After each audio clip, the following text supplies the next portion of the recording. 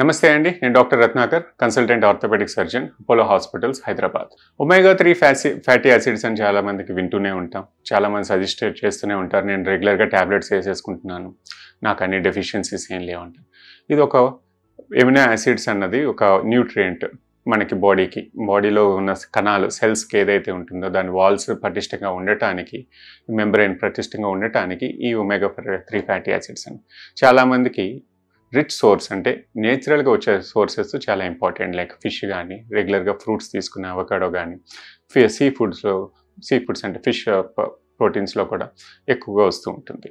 ఇవి కాకుండా ట్యాబ్లెట్స్ పూర్వంగా, అంటే సిక్ అయిన పేషెంట్స్కి, వాళ్ళు వేరే డిసీజెస్ వల్ల ఇబ్బంది పడుతున్నారు, లైక్ ఫీవర్ పేషెంట్స్, వీళ్ళకి కూడా ఇంపార్టెంట్. ఎందుకంటే ఏదన్నా డిసీజ్ మనకి బాడీకి ఎఫెక్ట్ అయినప్పుడు ఇవన్నీ సిస్టమ్స్ అంతా వీక్ అవుతాయి. ఇమ్యూనిటీ పెంచడానికి, ఈ సెల్స్ బ్రేక్ అవ్వకుండా ఉండటానికి మనం సప్లిమెంట్స్ ఇస్తూ ఉంటాం. అలా అని లాంగ్ టర్మ్లో నేను వేసుకుంటే నేను హెల్దీ అనుకోకూడదు.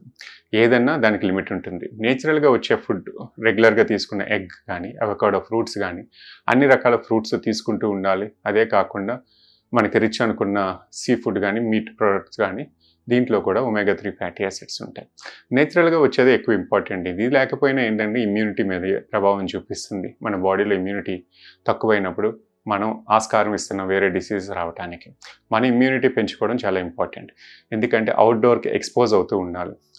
అప్పుడప్పుడు నేను ఎక్స్పోజ్ అవుతాను అన్న వాళ్ళకి డస్ట్ ఎలర్జీ నుంచి అన్నీ కూడా వస్తూ ఉంటాయి. ఇమ్యూనిటీ అన్నది నేచురల్గా వచ్చే ఒక ప్రక్రియ బాడీలో. దీనికి మనం ఎంత ఎక్స్పోజ్ అయితే అంత ఇమ్యూన్ అవుతూ ఉంటాం. మనం ఎంత లోపలే ఉండి ఏసీ ఎన్విరాన్మెంట్లో ఉండి దేనికి అదర్ ఎన్విరాన్మెంట్స్కి ఎక్స్పోజ్ అవున్నప్పుడు ఇమ్యూనిటీ అనేది బాడీలో ఆటోమేటిక్గా తగ్గిపోతుంది. మనం వేరే డిసీజెస్ రావడానికి మనమే ఛాన్స్ ఇస్తూ ఉంటాం. సో దీన్ని అవాయిడ్ చేయడానికి ముందు మనం యాక్టివిటీస్ పెంచుకోవాలి, ఎక్స్పోజ్ అవ్వాలి వేరియస్ ఎన్విరాన్మెంట్స్కి. అంతేకాకుండా ఒకే టైప్ ఆఫ్ ఫుడ్ని మనకి ఇష్టమని తీసుకుంటే అది మంచిది కాదు. అన్ని రకాల ఫుడ్స్ కూడా ఈక్వల్ పార్ట్స్లో కావాలి. Thank you.